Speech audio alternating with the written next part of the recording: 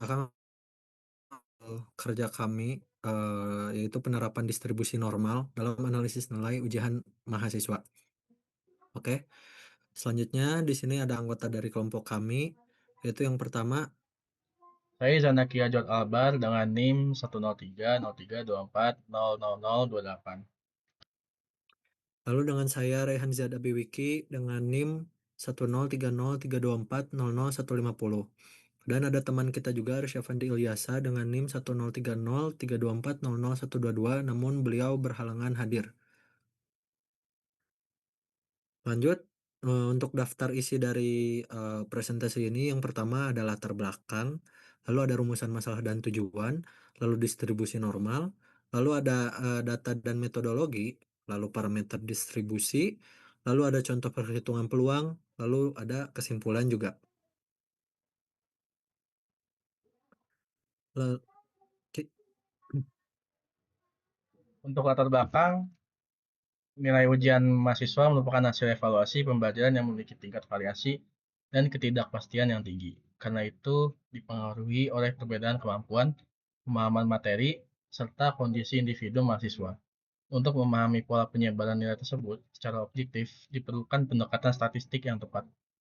Salah satu metode yang kami lakukan yaitu yang banyak digunakan adalah distribusi normal, karena mampu menggambarkan data akademik yang cenderung terpusat pada nilai rata-rata dan memiliki pola penyebaran yang simetris. Dengan menerapkan distribusi normal, analisis nilai ujian mahasiswa dapat dilakukan secara sistematis, sehingga membantu dalam memahami tingkat pencapaian variasi kemampuan serta peluang kelulusan mahasiswa.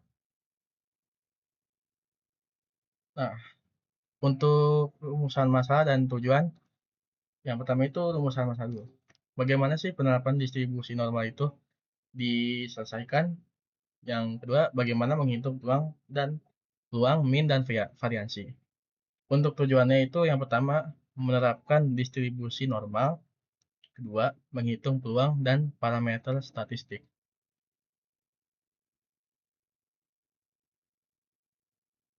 Nah, untuk distribusi normal itu ada empat ya, yaitu distribusi peluang kontinu, terus yang kedua itu berbentuk kurva lonceng, yang ketiga bersifat simetris, min sama dengan median, median sama dengan rumus.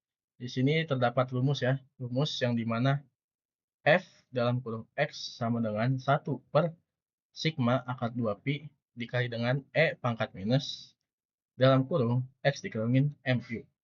Untuk kuadrat dibagi 2 sigma kuadrat. Next. Nah, untuk data dan metodologi itu terdiri dari 5, yaitu sampel. Sampelnya itu ada 30 nilai ujian mahasiswa, datanya itu bersifat kontinu, dan untuk nilainya itu berkisar 60 sampai dengan 90. Penyebaran datanya itu relatif simetris. Terakhir itu layak dimodelkan dengan distribusi normal. nah, lalu ada parameter dari distribusi ya. Jadi di parameter distribusi itu meannya itu sama dengan 70 dan simpangan bakunya itu sama dengan 10. Nah, makna apa dari arti tersebut? Jadi artinya nilai nilai terpusatnya itu ada di sekitar 70 gitu. Dan penyebaran nilainya tuh memang cukup bervariasi. Untuk contoh perhitungan peluang dengan meannya yang 70 lalu simpangannya bakunya juga 10, bisa dilihat pada rumus tersebut dengan hasil 0,88413 ya, atau bisa dibilang jika jika diubah ke dalam persen hasilnya, maka dari 84,13% tuh mahasiswa tuh lulus.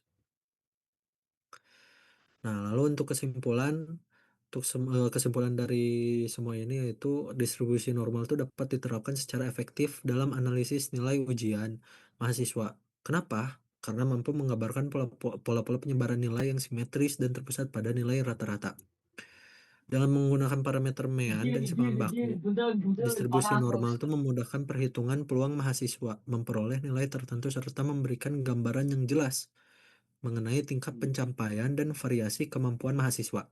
Nah, oleh karena itu tuh, distribusi normal merupakan alat statistik yang penting dalam penerapan teori peluang untuk menganalisis data akademik secara objektif dan sistematis gitu.